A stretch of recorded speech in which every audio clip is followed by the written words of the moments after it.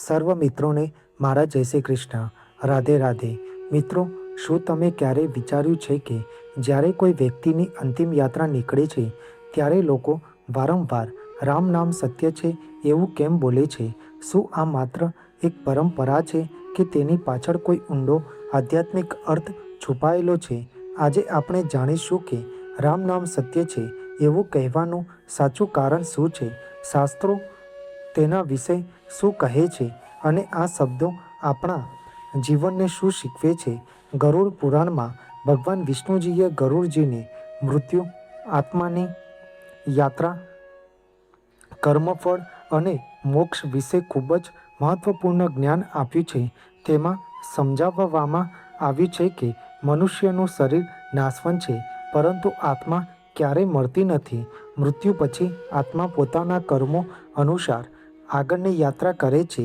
એટલા માટે અંતિમ યાત્રા દરમિયાન ભગવાનનું નામ લેવાનું ખૂબ જ શુભ માનવામાં આવ્યું છે. ભગવાનનું સ્મરણ કરવાથી વાતાવરણ પવિત્ર બને છે અને જીવતા લોકોને પણ જીવનનું સાચું સત્ય યાદ આવે છે. મિત્રો, આ સંસારમાં જન્મ લેનાર દરેક જીવનું મૃત્યુ નિશ્ચિત છે. કોઈ પણ વ્યક્તિ અમર નથી.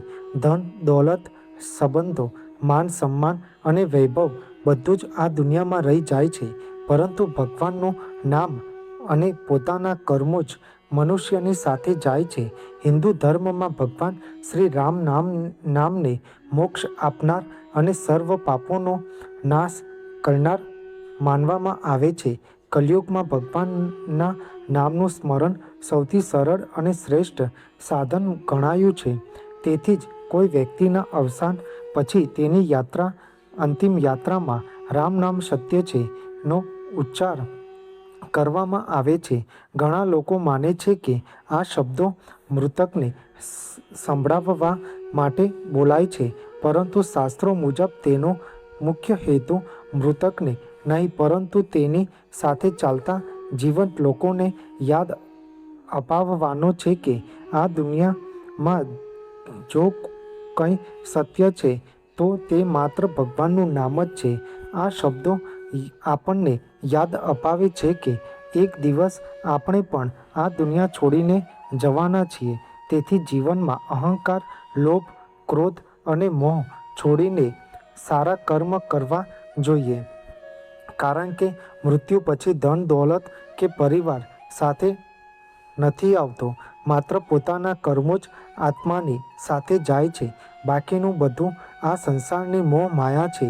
રામ નામના મંત્રના ઉચ્ચારથી મૃતકના પરિવારજનોને માનસિક શાંતિ મળે છે અને તેમને એ સમજાય છે કે આ સંસાર ક્ષણ ભંગુર છે.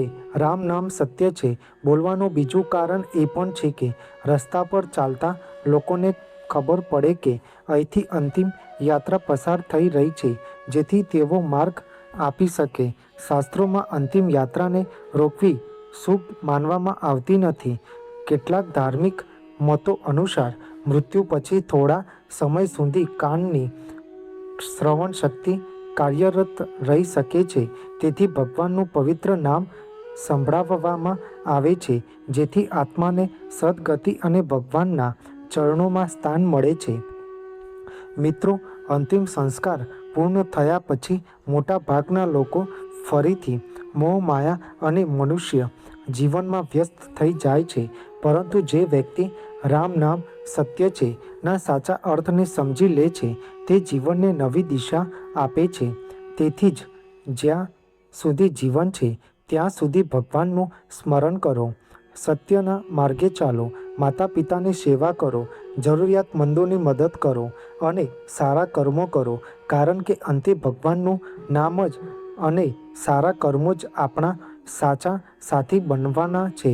રામ નામ સત્ય છે આ શબ્દો કોઈ એક શાસ્ત્રમાં ફરજિયાત મંત્ર તરીકે જણાવાયેલો નથી, પરંતુ ભગવાનના નામનું સ્મરણ મૃત્યુની અનિવાર્યતા અને આત્માની અમરતા વિશે ભગવદ્ ગીતા અને અન્ય હિન્દુ ગ્રંથોમાં વિશાળ પ્રમાણમાં ઉપદેશ આપવામાં આવ્યો છે.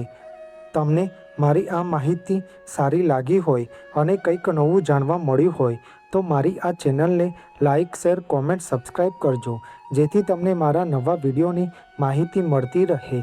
સર્વને મારા જય સ્વામિનારાયણ અને હર હર મહાદેવ.